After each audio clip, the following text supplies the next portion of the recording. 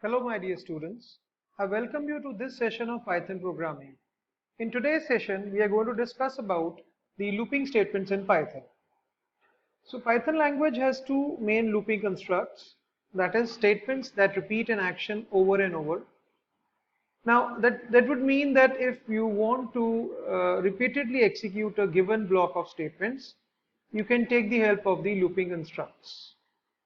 In Python, there are two looping constructs. The first of these is the while statement, which provides a way to code general loops, condition-based loops. And the second is the for statement, which is designed for stepping through the items in a sequence or some other iterable object and running a block of code for each. So these are the definitions. Once we go through the details of the syntax and the examples, I think you'd be more familiar with the working of these two looping constructs in Python. So let us begin with a simple syntax for while statement. There is a complex syntax also associated, which I'll discuss after this generalized simple syntax that we use always with the while statement. So while statement is used for repeated execution of statements in a block or in a loop. The syntax goes like this, that while is followed by a test condition and then a colon which indicates the beginning of a block and the block of statements which are indented at least one space to the right of this while statement.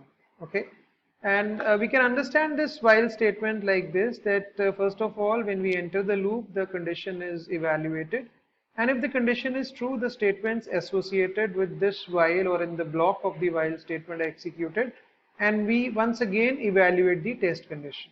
So long as the test condition stays true, these statements keep on getting executed. The moment the test condition becomes false, we exit the loop, we are out of the loop, and we move to the next statement in our program. So, and remember, this colon is very important here, and the parentheses around this test condition are optional. You may put a parenthesis around this test condition, you may not put them. Python doesn't want you to put any parentheses around this test condition. And these statements which are in the block with this while, they must be indented at least one space towards the right of this W. Remember this, okay? You can put it a generalized tab or spaces you can put, but it should be indented at least one space towards the right of this W. Now there is another syntax for while statement, which is a complex syntax.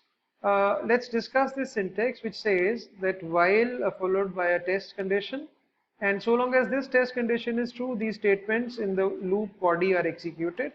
This else part is executed if your while executed successfully without any break statement. If there is a break statement in these statements, then this else part is not executed. So in its most complex form, the while statement consists of a header line with a test expression like we have here, a body of one or more normally indented statements. These are the statements which are indented from this while, and if control and an optional else part. So this is the optional else part, which is executed if control exits the loop without a break statement. So there is no break statement here in these statements, then this else statement, else block is also executed. Okay, and this while loop keeps on executing so long as this condition is true. The moment it returns a false value, we come out of the while statement. Another of the looping statements in Python is for, which is used for stepping through the items in a sequence. So a sequence could be a string, could be a list. A list is analogous to an array in C, C++, or some other iterable object, and running a block of code for each. So the syntax goes like this: for some variable in some sequence. This sequence, as I've told you, could be a string, could be a list, could be any other iterable object, and so long as this variable keeps on parsing with the values in this sequence, these statements are executed that many number of times. So let's now discuss how to actually work with these statements. So let's write one program. Let's suppose that I want to print a string 20 times. Say I want to print my name 20 times. So I would be tempted to write something like this. In a normal flow of program, I think you'll agree with me. So as an example, I'll write it this many number of times. So it is 8 times. So if I run this, obviously, it will print my name 8 times on the screen.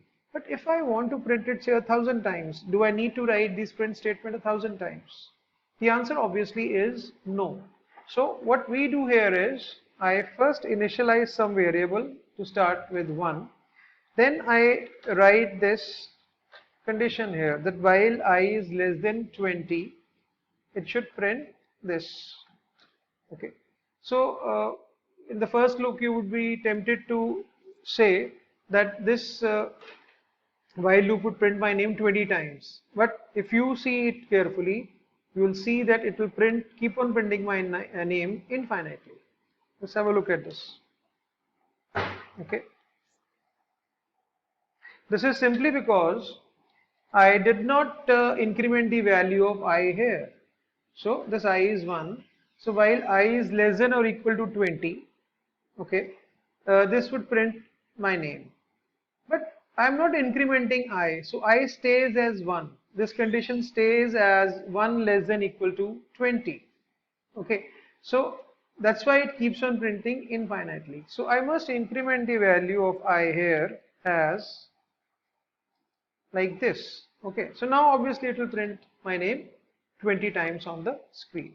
And if I print here this statement, so this statement is the next statement after this loop. So long as this condition says true, I less than equal to 20, it keeps on printing Ajay Sharma. The moment this condition becomes false, it will be moving to the next statement after the while and will print Y. Okay. Now let's write another program. Say, let me open another program for you. Yeah, so let's start with a simpler version here.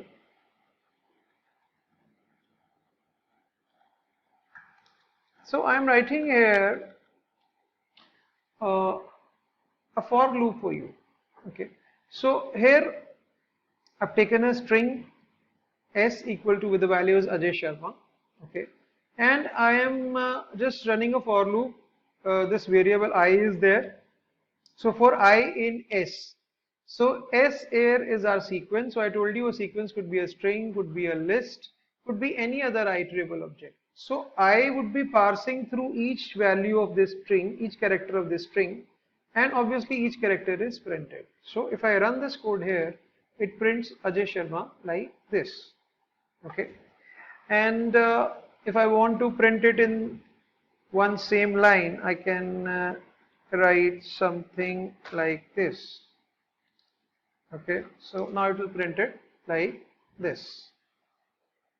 So you know the understanding of the end statement, that it holds the cursor in the same line.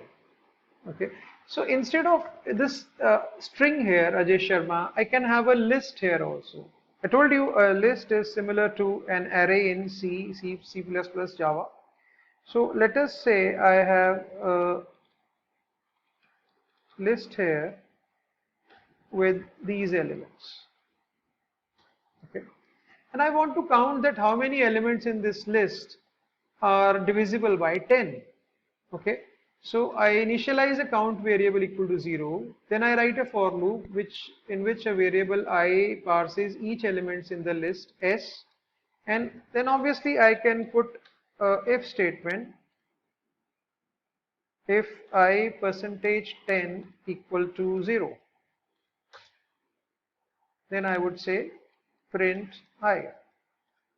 So what I'm doing here is that if you need to, we discussed this in our if statement discussion also, that if you need to check whether a given number is divisible by any other number, then we take the modulus of that number with the other number. So I want to check that whether this I is divisible by 10 or not. So I take its modulus with 10.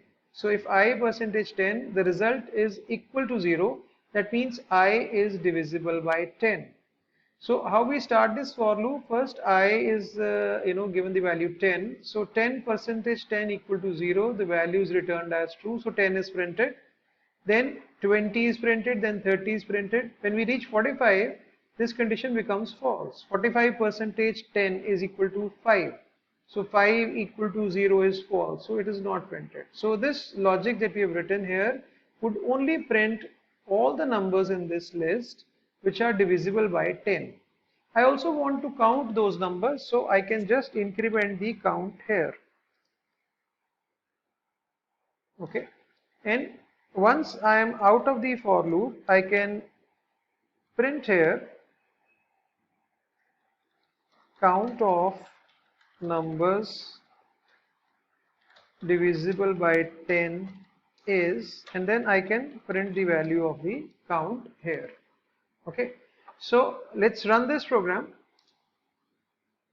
and obviously it tells me that there are 6 numbers in the list which are divisible by 10. It has also printed all those 6 numbers. So you can see here 1, 2, 3, 4, 5, 6 numbers are divisible by 10.